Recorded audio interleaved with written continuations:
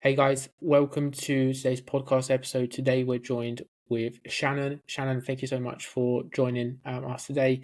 Could you give us a quick breakdown who you are, what you do? My name's Shannon, obviously. So basically what I kind of do at the moment is I really specialize in lead generation for online businesses, mainly into service-based businesses due to obviously my background experience of working with online coaches for the past 4 years. Previously I was working within a business and basically managing the sales team, the setting team, helping with marketing, helping the coaches with lead generation. And before that, I actually ran my own virtual assistant agency where we basically um, hired out our staff to help coaches with lead generation, trying to book calls, normal conversations. And that went really well for about 2 years. Like I really enjoyed it at one point. But yeah, then I just decided that I just didn't want to do that anymore. And then I obviously transitioned into another business. But I'm back at my own now. So obviously at the moment I'm working with a couple of one-to-one clients more on a consultancy basis. So helping them a lot with like internal processes, organization, marketing, and their ads mainly. A lot of people at the moment are really struggling to get leads, and more so the quality of leads, I think, is affecting a lot of people at the moment. And with those things, was the agency, was the lead generation, was that kind of always the goal in terms of going towards that model? I think the agency was like, I can imagine it's quite niche in terms of Yeah, I mean, at the time, there was like only maybe one or two other people I knew that were actually doing virtual assistant agencies and having like that much staff. Like at one point, like we had like 14 members of staff, we had like 60, 70 clients, like it was getting bigger.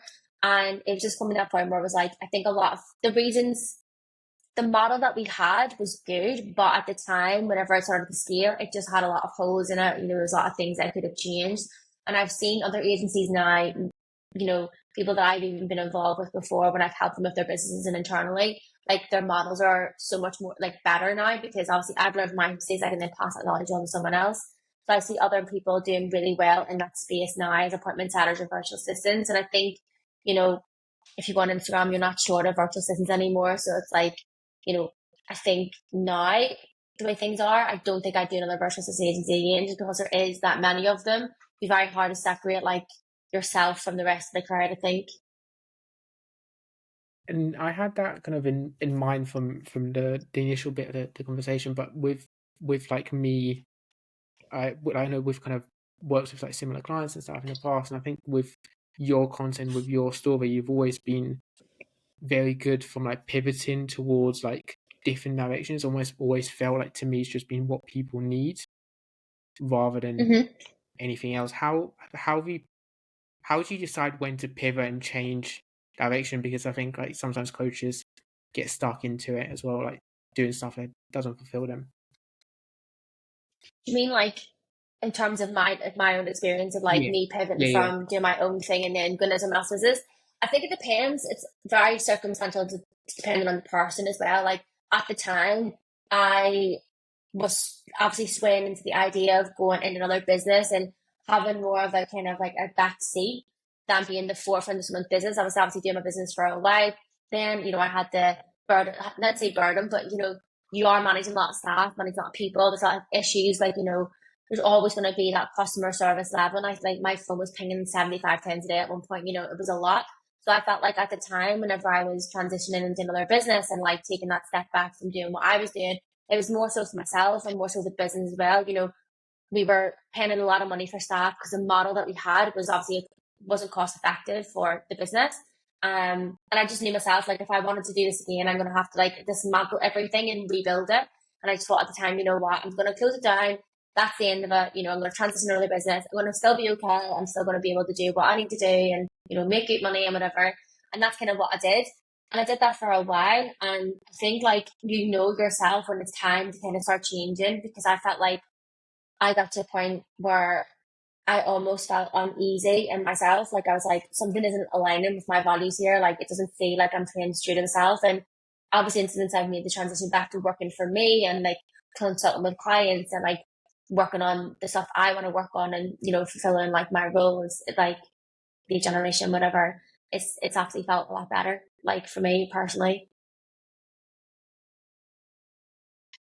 I think a lot of like coaches And don't, yeah, and I and guess not even not even coaches. Like, I think a lot of people stay stuck in the same thing because it's comfortable and it's something that they know and they're afraid of like taking a step out of that. Whereas like I've taken so many risks, like, and they've always panned out because I worked my ass off to get there, you know?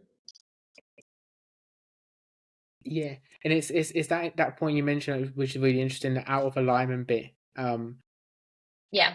It's probably that's what probably causes, like, from like, just from my personal experience, like that's probably what causes most burnout, quote unquote burnout, if you're doing stuff that's out of alignment for too long, like coaching or anything like that. Hmm. How do you, so out of alignment stuff? So coach might be like, I've changed my personality's changed, my content style. I'm still posting what I was 2 years ago because it works. How do you know you're out of alignment, or how did you know, and how do you pivot and change? We're talking about like coaches, and I see it quite a lot of the time. Like, I see coaches that, at one point in time, they were attracting the people that they used to be. And what happens then is that they get to a point in their business where they change as a person. Maybe they've worked on their personal development, maybe their goals or values, them as a person has changed. That happens as you grow up. Like, it's just part of nature. But they start to notice then the people that are attracted in their business aren't the type of people that they actually want to work with. So it becomes unenjoyable. So they start to feel like that kind of like dread of like talking to certain people, like having clients in the business, like they come across all the same issues, like people aren't doing what they're saying they're doing, people are leaving, they're getting a lot of like people that are flaky. That's when you know that something isn't right, something's wrong. You're attracting the wrong people into your business. And is it because you're attracting an older version of you that you no longer see or align with? That's kind of when I see it all the time. I see it across the board. And then I see coaches then make a change in niche where they start to target people that actually are in line with themselves now, people who take themselves more seriously, people who are willing to put in the work, people who are willing to pay for their service. And you actually attract better clients, and then you actually become a better person, a better coach. You have a better business then as well. Do you have, is there like a set thing you write down in terms of like, okay, here's who I want to attract, here's the new offer, or how do you map out what direction the coach need to go into to be more aligned? I think well, for me, I sat and wrote out like what it is I want to achieve in my life. Like, what is it that actually means the most to me now? Like, with the way I want to live my life and with the goals I want. And it only really done that when I took on a business mentor for myself. So I wanted to, go to someone who obviously I admired and inspired to be like. So when I had that call, they were like asking me these questions, and I was like, this is so true. Like, these are all the things I want to achieve. And that was completely different 2 years ago, whenever my values were a little bit different. And, looking back now, I always look back and I'm like, oh my, like the things I was doing then, or like things I was buying then, like don't align with me anymore, because you change as a person, you change your goals. So I think writing it down, being like, okay, so these are things I value. Here's what aligns with me. These are the type of people that I want to attract in my business. And that's kind of like, it's more or less you're writing a new avatar, a new niche for your business. And then once you start posting that type of content that aligns with you, you become more authentic, more yourself. Therefore, you attract those people into your business. You'll lose a couple of thousand followers, but who cares if them thousands of followers weren't ever going to buy from you anyway? They're the people that don't align with your business. You just need rid of them. And I can, from personal stuff as well, like I can personal experience, you work way much more harder being like super like having that conviction and that kind of like passion towards what you're doing. Mm-hmm. Yeah, at the beginning you mentioned that the agency model, your phone's like going off. There's a lot of tasks happening, I can imagine. Yeah. What's the thought process in terms of the pressure of that, and how do you handle the amount you had going on? I can imagine coaches listening to this, it'll be more like the pressure would be like not enough calls being booked and stuff like that. So that might put into perspective. Yeah. So at the time, because of the packages and stuff that we running, we had like, we had coaches that were solely relied on us just starting conversations for them to get calls booked, but they didn't really understand at the other end of it. Even though when I did the call with them initially, I was like, look, these are the expectations. Like, this is what the girls are going to do for you, but you have to do your job in order to get them there. Like, you have to actually do the work to get the calls booked. It's not going to happen overnight. And it's also not going to happen with us, because if you're only paying me for an hour a day, what I do in an hour a day is not going to fulfill the calls that you need. Therefore, you need to do the rest of your stuff. You'd still have the odd one being like, I've had no calls booked this week. And I'm like, okay, well, what have you actually done this week? People just thought that having a VA for an hour a day was going to just solve all their problems. And it's what I speak about content now. Like, just because someone's in your account doing little bits and bobs doesn't mean that it's going to equal like success. It may help you with time. It may help you catch up on work. It may help you do the things that you don't like to do, which is fine, but it's not going to get you success. It's not going to get you leads. It's not going to get you clients just off someone's on a conversation. You still need to do that other work. And at the time, basically what I was doing was I just had to constantly reiterate this to my guards every week on a call. If someone's doing this, you need to kind of just stand your ground and say like, okay, but we only this week, all you've asked them to do is start conversations. Therefore, you need to be doing your job and actually like messaging people back, making sure they're being replied to in a good enough time. And that's kind of what I always rated to the guards. If it's not their fault, they would get really annoyed when a coach would complain about that. Then I would jump in and be like, no, like, you're not going to blame us for this when this is the job that we're doing. We're doing it well enough to get your responses. Therefore, it's on you to do the rest of the work. And that's kind of what you have to do. You have to be firm people. And at the time, I had a manager as well, managing my team, and she was in every single WhatsApp chat. So she could then help navigate those conversations a little bit better. So she'd be able to be like, this is right, okay. So if we're having this issue, this is what we're going to do. This is what I think you should be doing this week, and give them a bit of guidance as well. So they got so much support from everywhere. But again, you're always going to have those people that just don't do anything and solely rely on someone else doing the work for them. And I'm sorry, but like, if you're running a business that way, you're never going to be successful. If you're relying on other people to do jobs that you can do yourself and probably better, then yeah, there's not that many successful people out there. I hear all the time people hate lead gen, and I'm like, you can't hate lead gen. If you just have to do it, like, it's part of your business process. Like, every single business in this world does some form of lead generation activity, whether that's putting ads out to generate leads, taking calls, doing triage calls, order calls, messaging people, getting inbound leads, sending out free resources and getting people to comment. Like, there's so many businesses out there outside of the online coaching space that do these things as well. Obviously, the people are like, oh, well, this brand doesn't have to do that. But that brand has built that brand for years. Like, they have a brand persona. They've got that message down. People want it because of the content they put out, the UCG content they use. They get they don't have to rely on doing inbound messages because it's a different product, the service than what you are.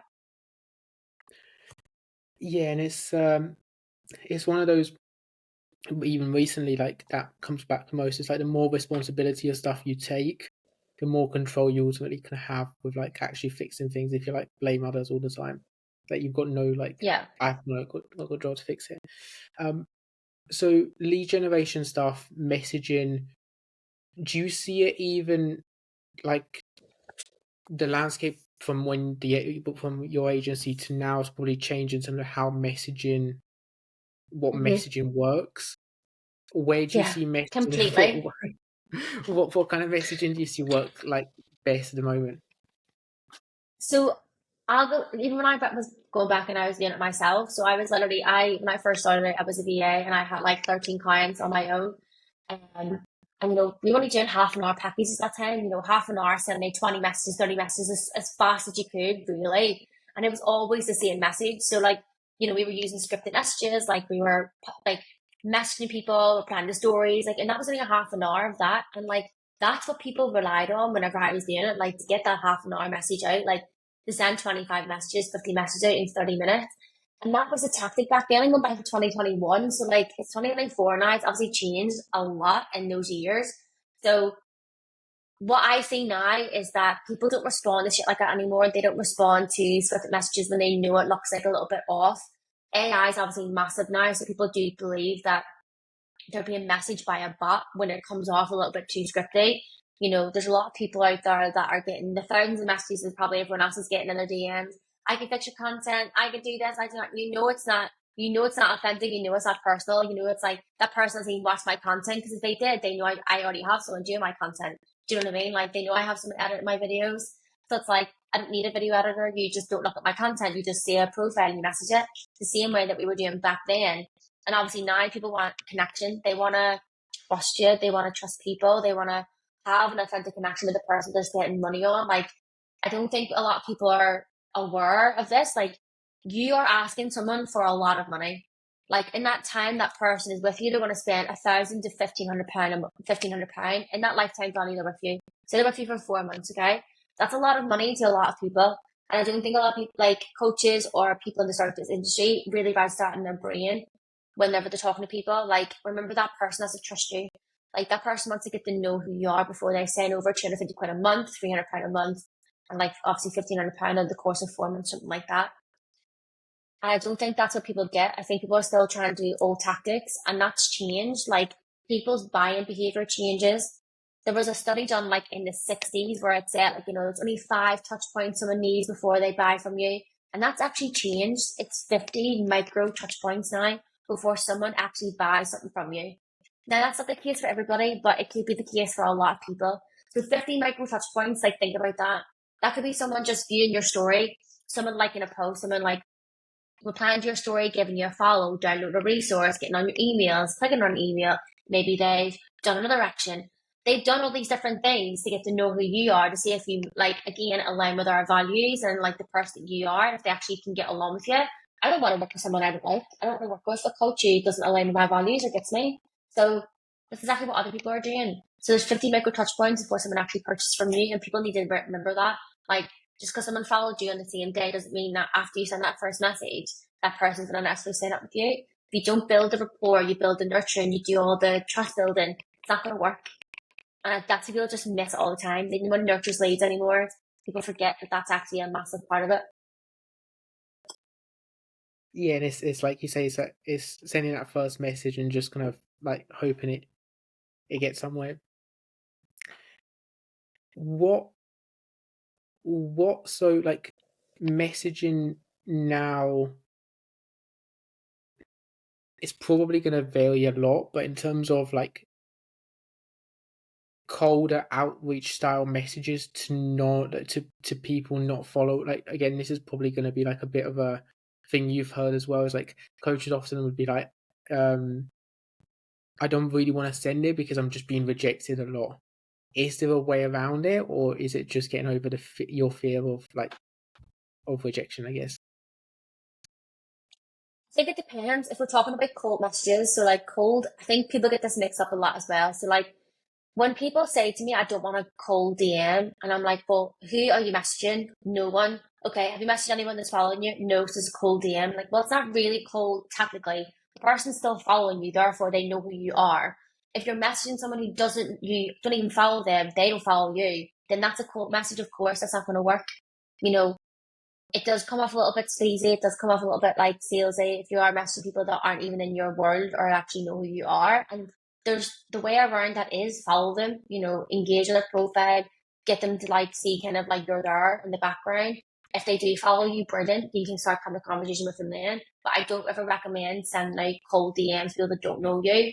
The biggest thing that I always tell people is like, if you're struggling to get people to follow you, then it's not you following people as an issue. It's your content that's the issue. It doesn't speak to anybody. It doesn't speak to the right people. People are always going to follow you based on your content. And if it actually looks good, it aligns with them. Again, come back to your alignment, your values, and what is it you actually stand for. So I think people just get like warm, cold, and hot leads mixed up quite a lot of the time. Yeah, and that's a much simpler process now in terms of people just like actually leaning in on content to pull new people into the page, and then after that, messaging the people that are on a page. So, like and this is an interesting one as well. Like you like someone's like we're posting content, posting content daily, but that's not really enough. Like you say, it's not really enough in terms of like, you kind of need to measure stuff and track what content and how it's Mm-hmm. pulling leads in. Like, how do you know your content's like working, quote unquote, and is good enough, or is there even a point? I would probably say for like content wise, like looking at your stats as well, like your insights. So like looking on your profile, like are people actually seeing your content? How many people that are non-followers are seeing your content at the moment? Is it just like people in your world? Are you getting a lot of engagement? Are people commenting? Are people saving it? Like, that's what Instagram itself measures good content on if it's saved or if it's liked or if it's shared. They don't look at comments really that much. And they're not massively big on views either. But like more people that obviously view your profile, the more people that share and see it, the more views you're gonna get, the more people are gonna see your profile. But I think Instagram itself, like they actually base it off the saves and they base it off the interactions more so than the views. That's how you know a piece of content's actually done well and it's going to go well. Like I've had pieces of content that barely got any likes, but I've had like 25 people save it. So I know that people like it. I know people enjoy it. And then, like you say, just see what actually works, what's people are finding valuable from the insights, and then just do more of that. Yeah. And like even talking to your own Yeah. clients as well, like having conversations with those guys, like what are they actually like, what do they enjoy? Like what kind of content they like to take in, like asking those people, like they're your target audience. Like if you've got people that work with you that you're in your niche, asking them like what do they like to see on Instagram, what kind of videos do they enjoy, what ones they take in the most, like you know, what's the value to them. They're going to be like your best customer research. What are the other content mistakes you see or hear from your clients and like over the years that need to be like solved? And I think when a person posts just solely about themselves, I don't think that's a massive mistake. I think sharing your personal story is really good. But when all your, it's kind of like when you see people that target a completely different demographic to what they're posting themselves. So say if you've got people that, you know, I don't want to put down bodybuilders, but say like you've got bodybuilders, okay, and they're trying to like coach women who have like eating disorders, or they coaching people who have like, you know, severe mindset issues. Like it's not going to work because what you're portraying on Instagram and what you're posting about isn't aligned with that type of client. You know, that's kind of where I see a disconnect. I'm always like, if, like I said before, like if you're someone who's like embodying that and like you're posting that content, if you're more true to yourself, you know, if you're posting a lot of I see a lot of people just like post a lot of content that doesn't align with like their actual ID client. Like they might even post content that they're just seeing other coaches do and copying and thinking that it's good. And I'm like, well, that doesn't even like relate to your niche or like relate to what you're doing. So why are you posting it? Well, seeing someone else doing it look really well, done really well for them. Okay, but it done really well for them because it aligns with their ID kind of niche. And now it just absolutely plummeted on your Instagram. So what was the point? So I think a lot of people just follow too many trends. They look at all other people are doing all the time instead of actually looking at what's important, which is their clients, their ID client, their actual program, their offer, and things they can help with. and yeah, and that's what you say like as well. Like that's when people see, oh, like but best case scenario is that content just gets more views and more like follows some people that they'll message and they're like, that's not my ideal client. So it just actually probably causes more work for no Yeah, actual result. yeah. And then in terms of like the other stuff and the other side you manage and do now, where do ads come into play for from a content perspective? Conversations, where have you seen ads boosting content, boosting posts, all of that stuff kind of work based? So for for obviously the clients that I work with at the moment, a lot of them are already doing fairly well, like fairly well on organic. So they already know how to smash organic. They already know what works on their organic Instagrams, like Facebook, as like content wise, they all know that. What they have needed is more leads to get a bigger audience because sometimes like it's not growing as fast as they want it to. Therefore, like organic, like they basically hit the ceiling of where they can grow to. So next is further fits for ads. And I always say to people as well, like what works for organic can work on ads. You know, if you're posting something it's about, for an example, something I've seen earlier before, a girl who I follow posted something about having $1 million inbound sales funnel. You know, she just posted about how she done this in her car sale and she's boosted that post or used it as an ad. And that works really well then to get more people into her world. So whether that's to download something for free, whether that's to watch a webinar, whether that's to follow her, that's going to do well on ads because it's absolutely banged it on Instagram. But the whole point of it as well is that it has to be something as well that you know is going to work for your audience. Like I think a lot of people just boost random reels. Apologies if you hear my dog. I think for a lot of people, like they just boost random reels that don't actually mean anything. Like there's no meaning behind it. They're just boosting like a workout video. They're just boosting something that again, there's nothing actionable. There's nothing that's gonna bring people to your world. People just gonna scroll past and be like, oh, it's another training video. It has to be something like a value of like that's good. So maybe you're pushing people to a free group because there's a free challenge going on there. Maybe you're pushing people to a free training that's going to land their next 5 clients in 7 days. You know, something that's going to actually mean something to them. It's going to help them. That's why I always like. That's what I use ads for. Is to bring in more leads into their world, whether that's onto emails and to scale outside of their organic, where they maybe hit a little bit of a ceiling. Would so someone watching would potentially, if they see a reel like your one you did, you said 25 people saved it, anything higher insights than usual, but you need to Mm-hmm. first make sure you've actually got organic like calls booked through, like you're actually messaging all the people within your followers first before you boost or put ads behind anything. Yeah, yeah. I think like people use like ads and boosting posts as like a first resource instead of actually like I always say like you don't need to you don't need to pay for ads like straight away, especially when you're starting a business. Like I'd always like do organic, smash organic, make sure that I'm actually getting calls booked first of all before moving on that next step. Like it's a next level, you have to make sure as well you've got money in the bank, you've actually able to invest in ads. Maybe you need to invest in someone to do them for you or invest in like some learning how to do them for yourself. That should be the next port of call. Like I would never run ads like with a £500 or less budget. I'd always be looking at more money. So, because obviously, again, like ads are expensive and they can be expensive depending on the type of funnel and stuff that you run.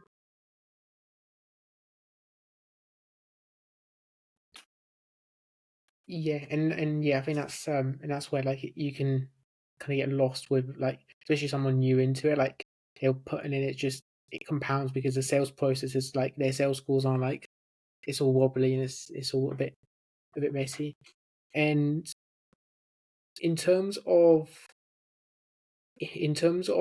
like optimizing kind of like, I guess, the process now for a coach, what's the is there a is it still the one kind of like process that you found to still work best in terms of get people on calls and close people, like for the majority of coaches, like book people onto calls, don't worry about like, have you found like lower ticket stuff or paying through like trying to push payment links in chat, selling over chat, anything like that ever work? Like have you had or I think it depends really on the coaching stuff as well. Like I wouldn't say like payments and like high ticket coaching or low ticket coaching like is better or worse. Like I think it depends on your niche as well. Like if you're running a low ticket offer and your niche is slimming work people, of course it's gonna work, but you may have a lot of shit clients that don't actually get any results. Whereas like if you have a higher ticket offer and you're selling to people that, are quite serious about it and they buy it, it's because they value it. Just because something is cheap doesn't mean it's good. Just because something is cheap doesn't mean it's bad either. But I think like a lot of people do push higher ticket stuff now purely down to the fact that obviously they're getting more money for it, but also the quality of client actually improves because people then, associate that value of that like the coaching higher because they're paying more for it. But then you also have to like make sure that your service actually equals that as well. So I would never, if someone's only just giving you like a trainer nutrition plan and giving you like one check in a week, but they're trying to charge you like £275 a month, it's probably not going to be, unless you have like the most amazing results you've ever seen, like your, you know, your client's probably crafted from God. I wouldn't say that that's probably necessary. I think that you need to maybe offer a little bit more in your service to justify that 275 price point. So maybe it is like a couple more touch points throughout the week in terms of like WhatsApp check-ins, something like that, more accountability. And I think that's sometimes where people go wrong is that, they're trying to charge for a high premium price for a service that doesn't match. yeah, and especially like starting out, I guess, depending on where people are at, but starting out, you get a lot more like confidence and conviction quite quickly on that way. If you get results, there's a bit more like Yeah. rather than like just being like turned down like a lot from the beginning. Yeah. Um, and in terms of like your here's an interesting one. So in terms of like someone like doing all of this, like doing that stuff, what's the first kind of hire in the business you think you like typically kind of online coach? What's the first hire you think is important? I know it's changed a lot in the space over the last few years. Is there one like priority list from hiring like VA success Probably a coaches? success coach. Yeah, Probably a success coach. I would have used to say it like a VA or something, but I still think that a success coach is probably more useful to you as an online coach when you're overrun by clients, doing a lot of daily check-ins, things like that. I think a success coach is probably the first hire that I would make personally. And then it's a matter of case of you just keep doing your lead gen until you've mastered it, you've cracked it, you know exactly what it is you're doing. So you can train someone else to do that for you. I think a lot of people, again, like something going back to like VAs and lead generation, a VA could be absolutely brilliant for your account, but doesn't mean that I know you or know your business. So it's like you still need to train people on that. And I think that's kind of like what people don't understand. Like they don't even think about that. Like if you're hiring someone from an agency into your business, are you doing any training with them to teach them how you like speak to your clients, how you maybe like say certain words, or how you actually book calls and works for your niche, because it's different for everybody. And I don't think a lot of people spend that time doing that. yeah, and I think that's where like it's the actual like team effort and in terms of anything like fulfillment, actually buying yourself back time from fulfillment is probably going to give them way more Hmm. like I like to actually think about things clearly and then Yeah. pushing on. Um, and then in terms of then the like I guess hiring and that process. So, coach, listening to this, what's the stuff hiring wise? Like, what when do you like interviews and stuff like that? You've hired a lot of people. Like, when do you decide I should hire this person? I should not, kind of thing. For a success coach role or for like a virtual assistant role or Yeah, I get. Yeah, let's go into both. Yeah. so for me, like what I always find is like when hiring people, I've been hiring people now for the last like 2 years for other people's businesses as well. So I can kind of tell straight away if someone's going to be a good fit or not, mostly from like the first call that I have. I think like making sure that their experience or have some sort of experience in that field is vital, because you can't always teach someone like the basics. Like they need to have that drive as well to learn. So they might only have like a couple months experience in lead generation, for talk's sake, let's say we're talking about VA or an appointment setter. But if they've got that drive and they're like eager to learn, and I always look at like the qualifications that they have as well, like have they went out and spent their own money to get, qualified? Have they went out and done other things? What other things that they proactively have been doing to learn more? That's what I always ask them. Like, what other things are you doing right now to learn about lead generation? Are they working for free for someone else? Are they helping other businesses? Are they taking up courses? Do they watch a lot of podcasts? Do they read a lot of stuff? Like, who are they following, etc.? I like to learn that about them as well, because I think that tells a lot about someone else. It tells you a lot about that person, if they're actually like driven to do this role.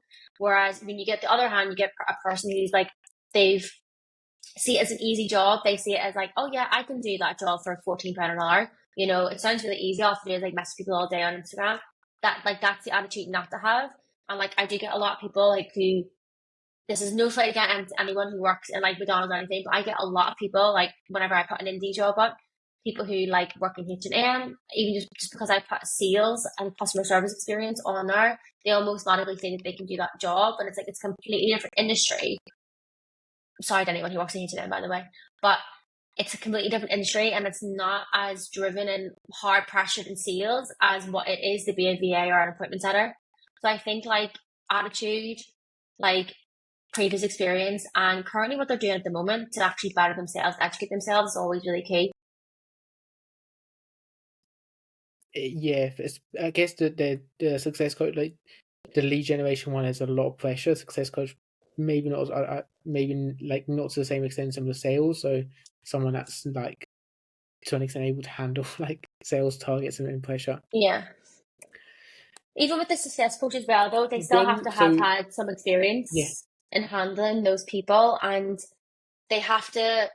I think they almost have to kind of be a little bit more kind of headstrong when it comes to that as well, because they need to be able to deal with the ongoing issues and problems that people have.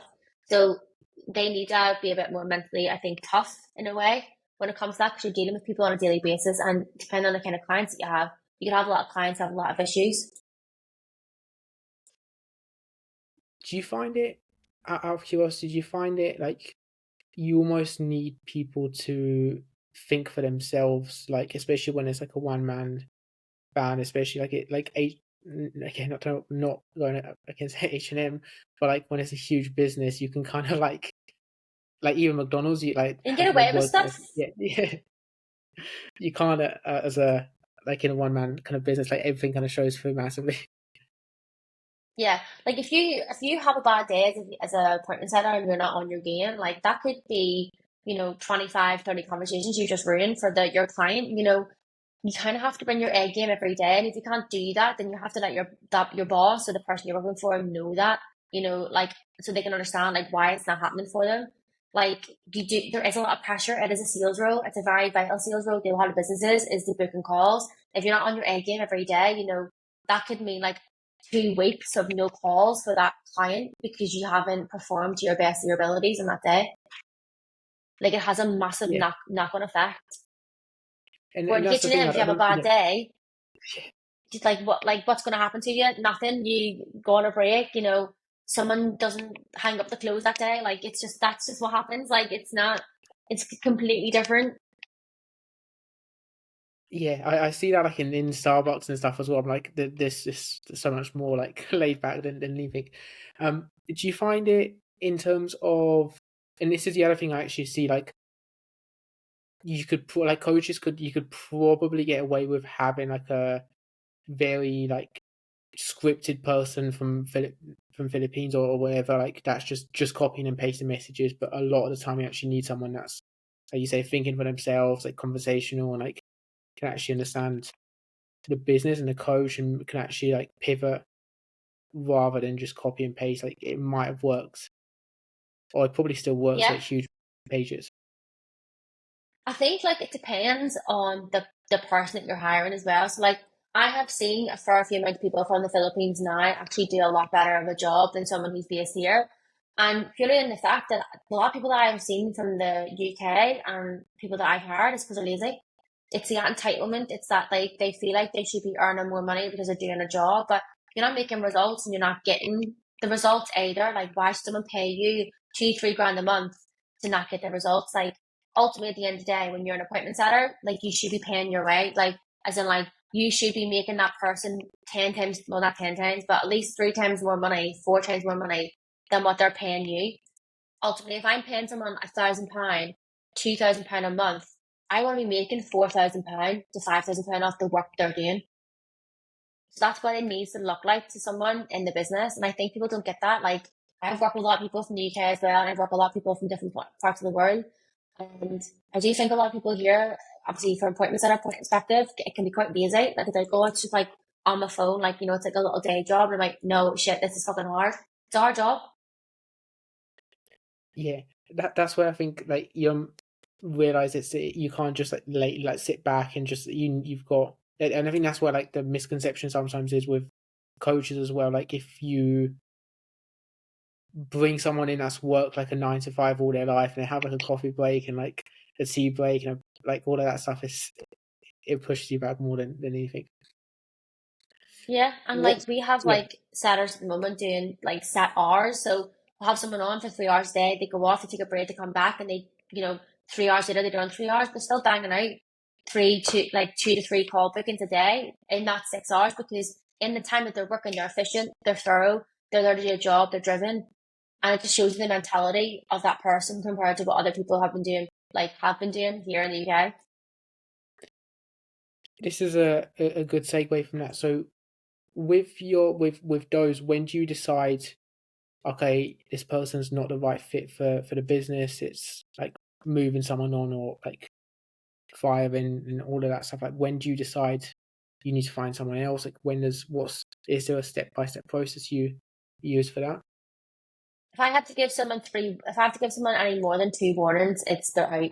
Essentially, I'm very cutthroat, and that's just the way I have been for the last like year or so. It's like when someone isn't performing and you've given them the chance to kind of like redeem themselves. Maybe you've done a couple extra training sessions with them. You know, you've went through everything. You've given them a chance to prove themselves and to go back and do what things they're meant to do.